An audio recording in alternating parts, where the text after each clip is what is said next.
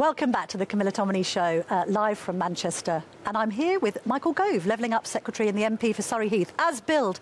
Lovely to see you, Mr Gove. Thank you for coming on the show this morning. Pleasure, Camilla. Now, I'm intrigued because when I announced that you were coming on this show, I obviously said you were coming on Pretty Patel and others, and I received a memo from two different people describing you as a net zero architect. So there's a bit of scurrilous behaviour going on, maybe by some in the more climate sceptic wing of the party, pointing out the fact that you're the one that's pushed for all of these net zero measures, you're the one who wanted the petrol and diesel car ban, you're the one that cozied up to Greta Thunberg. The list goes on. Yes. And you've had to climb down on this climate stuff. I think David Cameron once famously called it the green crap. I mean, how are you feeling about this? Because you did push this agenda, but have you now realised that it's just not politically expedient? No, I'm passionate about the environment, and when I was Environment Secretary, we did a lot in order to ensure that as we left the European Union, we took advantage of the new freedoms that we had actually to be a greener country. The ban on new petrol and diesel cars that we brought in at that time was for 2040. Yes. It's now 2035, yes. so it's more ambitious than when I was doing that job. It was 2030. It was. And you did say quite recently, no, there's absolutely no way we're going back on that timeline. Well, I certainly think that it was right to move from 2040 to 2035 and to show a greater degree of ambition. But, as the Prime Minister's pointed out, we're world leading. Yes. In our moves towards net zero, in our decarbonisation. And, of course, the environment is about much more than dealing with climate change, so that is the single biggest threat to our environment. And the Prime Minister, I think, is right to say, look, we're going to meet those targets, but we do not want to do so at a time when people are feeling the pinch, which will actually hit them hard in the pocket when we don't need to. On reflection, was it because, at the end of the day, it's not very popular with Tory voters? We've seen this opinion polling, which I think is interesting in The Observer. You know, you're now only 10 points behind after this climate climb down. So were you a little bit out of sync with Tory voters, do you think, and Rishi Sunak's caught up? No, I think that you're absolutely right that taking a long-term view and at the same time also making sure that we don't hit hard-working people is the right thing to do. I know, but overall, that ban 2030 was immovable. Yes. And it's been moved. Yeah, but overall... And Sunak talks about Keir Starmer being flip-floppish. Well, we can get on to Keir Starmer in a second. Well, but the key later. thing is that if you're travelling in a direction, and the direction that we're travelling is greater environmental protection and net zero, then sometimes you can accelerate and sometimes you can decelerate, but you're still travelling in the same direction. Now we're talking about speed. Let's talk about HS2. Yes. Whether it's speed or capacity is still open to debate. This whole prevarication over the Manchester leg, you are the Levelling Up Secretary. If you don't do this Manchester leg, you're not levelling up. I mean, Boris Johnson, your former colleague, has said that Rishi's out of his mind to think of scrapping this part of this rail project that, let's face it, has somewhat crept out of control from a budget perspective. We've got this ludicrous situation where it's not coming to London, so it's probably actually going to take more time to go to Old Oak Common, to get on it, to go to Birmingham, to maybe not go to Manchester. And then what's happened to Northern Powerhouse Rail? You're not levelling up the north at all. Well, the first thing is work is still going on HS2, even as we speak. The second thing is I can't, and you wouldn't expect me to speculate on... What do you reckon, though? Well, I mean, you're so close to the action, you must know. No. I think the most important thing is to make sure that we get value for money from every pound that we spend on transport. And critically, we need to make sure that as well as linking north and south, we also link east and west. And we also need to make sure that links within cities like Manchester are spent as well.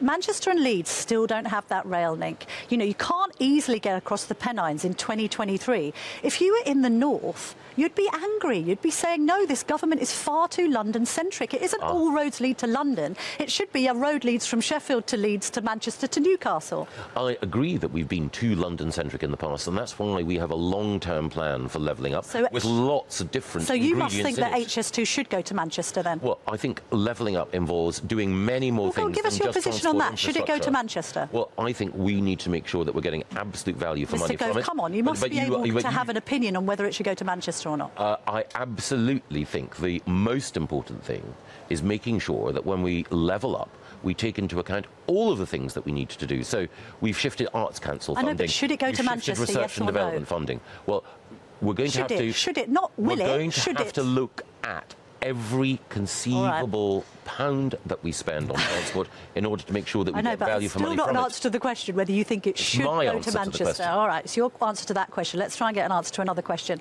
The tax burden is scheduled to be, I think, 37.7%, the highest in peacetime. You know this. You've got a caucus of your own party on the right saying we will not support any more tax rises. Truss, Priti Patel is coming on later. What do you think of these colleagues? They've also been apparently exchanging WhatsApp messages, not those specific people, but we've seen some WhatsApps talking about Rishi Sunak having the charisma of a doorknob. What's going on here? Are you behind this caucus saying that taxes should come down? Or do you think they're being scurrilous? No, I think every Conservative wants to bring taxes down and to reduce the tax burden. But the thing we must do first is to bring inflation under control.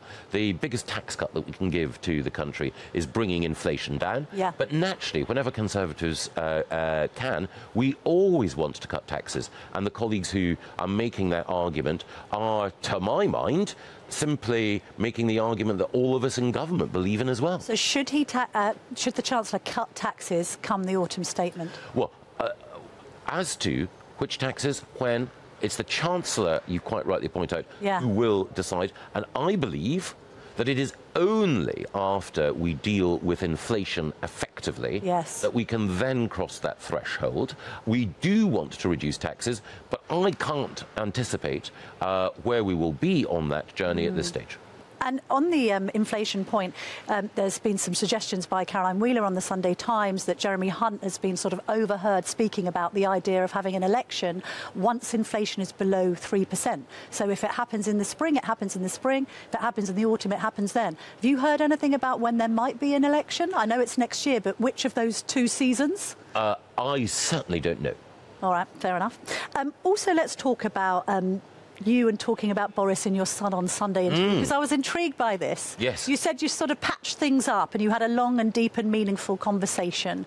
And I just wondered if you can enlighten us at all as to what was discussed, what you think of Boris Johnson's future in this party. Is it a shame that he's not at conference, making his unique contribution? Well, you're absolutely right. The Sun on Sunday have a brilliant interview, pages 14 and 15 today. Yes, I've read it. Kate Ferguson, I would recommend more people read it. As for Boris, look, I enjoyed working for Boris. We all know that Boris is a politician with massive gifts, but also, you know, he made some mistakes, and we all know what happened as a result of that. I had the opportunity to talk to him at a social event a wee while ago, but in fairness to Boris, he's now a private citizen, so it's a private conversation. Did you ever apologise for the leadership knifing of 2016 to him? I think a long time ago, yes. Do you regret that now? I think that there have been so many turbulent toings and froings that it's probably best for historians to judge what was right and what was wrong rather than me. How do we think historians are going to judge Suella Braverman's speech on Wednesday? Do you agree with her? Thoughtful.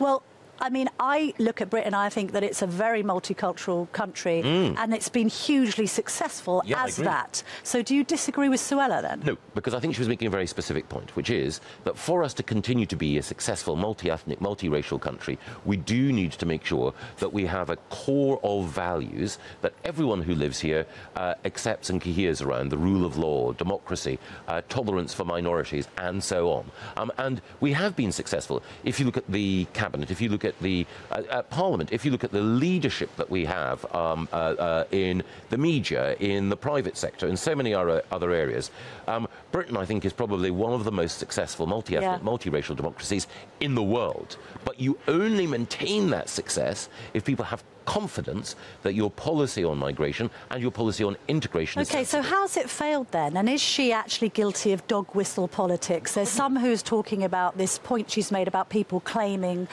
persecution because of their homosexuality. And actually, it's only a tiny proportion of migrants, yet she's made that a big thing. So is she blowing a dog whistle? No, I don't think so at all. I think Suella was making a number of thoughtful points. One of them was that we obviously need to provide people with the reassurance that we're dealing with illegal migration in order to maintain the happy situation that we have in the UK. We're one of the countries... The electorate doesn't have that insurance. Well, we'll come back to that. We are one of the countries in Europe, if not, I think, the best when it comes to showing warmth and a welcoming attitude towards people coming here illegally, who are genuinely fleeing persecution. But it's also the case that the number of people who are coming here illegally, particularly on small boats, has diminished. There is more to do, but Suella, Rob Jenrick and the team are working very hard on that. I noticed as well from your interview, you talked a little bit about knife crime, that tragic case of Eliane Andam being killed in Croydon last week, which was just horrific. And you talked a bit about lockdown and whether you were asking yourselves questions about whether we should have locked down schools. Is that something you regret now? Because you were a lockdown hawk, you were pushing for things to be locked down. Do we lock down too much? Well, I think we now have an opportunity to reflect on the whole... Oh, sorry, it's my phone. Oh. Who is it? No. Should you answer it? No, not on this occasion. Is it Rishi Sunak? Not on this occasion. No. We now have an opportunity to reflect on that. I do think it was absolutely necessary to lock down in order to prevent the spread of the virus, but I also think that we can look back and learn lessons for the future, and I think the area that was most painful and difficult was locking down schools. But do you regret being so hawkish? No. OK. One more question, if I may. It might sound a little self-indulgent, but I was intrigued this week to hear from your colleague Caroline Noakes calling for this channel to be closed down. You're appearing on this channel this morning, and we're delighted to see you, Secretary of State. Do you think that GB News should be closed down? Of course not. We shouldn't be in the business of saying close down free speech. And GB News is a valuable addition to what I think some people have called the broadcasting ecology. People should have more choice. Thank you. There should be more voices. Yes, there'll be people on GB News who will say things that are offensive. There have been people on the BBC who've said things that are offensive. So, and indeed on other channels. And other channels as well. So, you know, the key thing is channels should decide their own. We need to leave it there. GB News is great. I mean, and I think, you know, the more people who tune in and hear you, Camilla, and Chris Hope and others, the better.